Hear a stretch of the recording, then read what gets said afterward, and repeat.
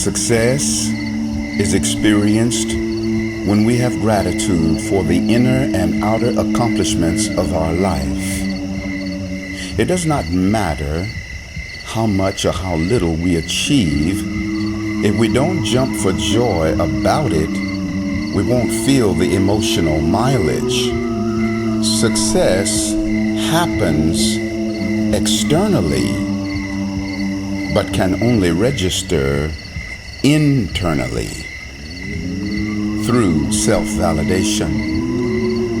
Even those who have acquired millions but don't celebrate themselves for their accomplishments are in reality poverty-stricken. There are many poor, rich people and many rich, poor people. The mark of success is in the soul rather than the bank account. It is good to acquire as much wealth as you can, and hopefully with an open heart, because true wealth is also in sharing. Richness of the inner and outer realm is our God-given birthright. It is important to feel good about all accomplishments, even the small ones. Maximize the minimum, and the minimum will become the maximum. When you have maximum gratitude for your blessings, life gives you more. When you are low in gratitude, life holds back the greater blessings. When we give to those who are grateful, we love to continue giving. When we give to those who are ungrateful, we sometimes stop giving. Giving self-credit for accomplishment is equal to loving self. Where there is no self-love, failure prevails. Success is in the I am of the beholder. Self-validation is the salary that you pay yourself for doing your life. It is not kind to work for yourself without pay. Many of us owe ourselves a great amount of back pay. Another way to increase success is by feeling happy for others when we see them moving upward. And those who achieve and abundance receive is that part of me in whom I believe. To resent the successful is to resent success itself, which will block our own success. Let us jump for joy about the blessings of everyone's life, and by the grace of God, ride the wings of success together. Sometimes we think of prosperity as my prosperity, your prosperity, their prosperity, etc. However, just as there is the oneness of the wholeness of being, there is also one great field of abundance, prosperity at large. The oneness of wholeness of prosperity. Each of us utilizes the resources of this great field of abundance based upon our own mastery in the art of success, while at the same time being heir to it all. To claim our inheritance, we must mature in consciousness.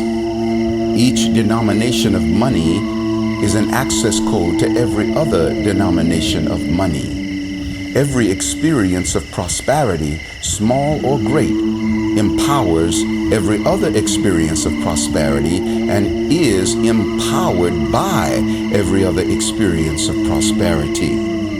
$1 is a close relative to $1 billion in the family of the frequency of currency. When we realize the power of the oneness of the wholeness of prosperity, $1 can be an access code to $1 billion. Just as one cell within the body holds the entire genetic blueprint of the whole body and can recreate the whole body. The idea behind any sum of money is the micro container of all abundance. Each of us lives as a cell within the cellular makeup of every prosperous being in the universe. Therefore, each of us, by extension, is cellular co-creator and co-receiver of all the prosperity that is, was, or ever will be. In order to jumpstart our individual prosperity, let us choose to feel a personal connection to all of the abundance in the universe and sacred pride in our co-creation of this abundance. The effect of prosperity is a manifest reality. However, the cause of prosperity is a non-material, unmanifest reality. All reality begins as an invisible cause. Prosperity begins as an invisible embryo in the womb of our mind. We are pregnant with all the prosperity that we will ever manifest. To ensure that we don't have a miscarriage or abortion of our prosperity, we must appreciate and nurture the invisible embryo of prosperity as much as we would the material prosperity. Then prosperity is born alive. The source of life has impregnated each of us with the seed of infinite worthiness. It is time to claim our birthright of absolute abundance.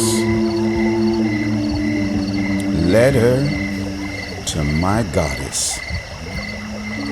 My sweet woman goddess, I summon you as the personified nectar of Goddess at large.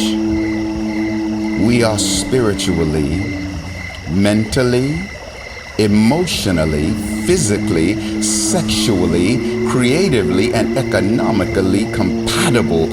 I love who we are. In flesh, I have yet to know who you are or where you are. Yet I know that you are. I call you forth. I allow you forth. In the name of every sacred love dance throughout eternity, wherever you are, I send you my love, my support, my peace of mind, my wisdom, my creative juice, my pulse of abundance, and my every empowerment, for I love who you are. Sweet goddess of mine, I have inhaled your essence on the wings of my breath, and we have flown in the land of dreams. Dream awake with me our togetherness in flesh and sacred blood, that we may now express our shared life purpose, bringing ascension to all. Let us be the universe finding itself through our joining, loving itself through our joining. Let us be the universe keeping sacred company with itself, feeling safe with itself through our joining. Let us be the universe honoring, empowering, enriching, and perfectly accepting itself through our joining. And let us be the universe standing by itself in the face of any and everything through our joining. The ring of our bond is the circle of eternity which has no ending.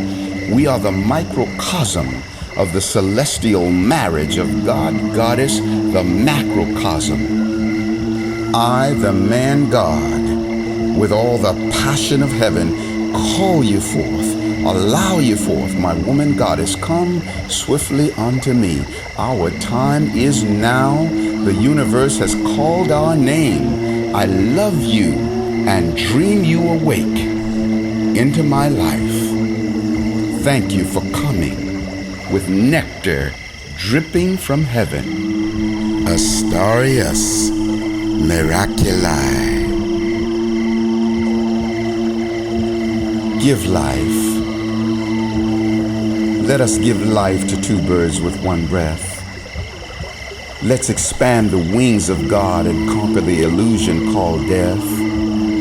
If we affirm evil within our brother, we tell the story of our own. Do you know we break majestic flight and kill two birds with one stone?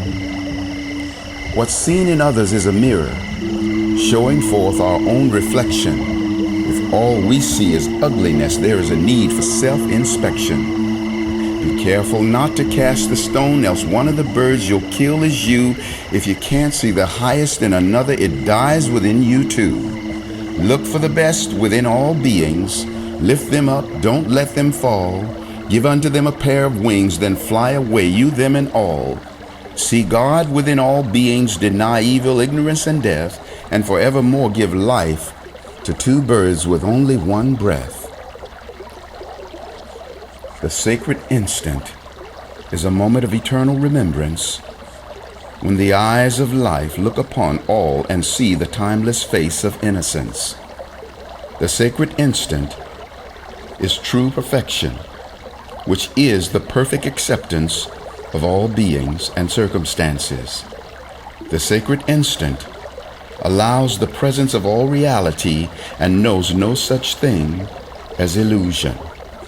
The sacred instant is our coming home to Source and taking our place among the ascended host of angels and masters, even among God, Goddess Absolute. Welcome home, beloved.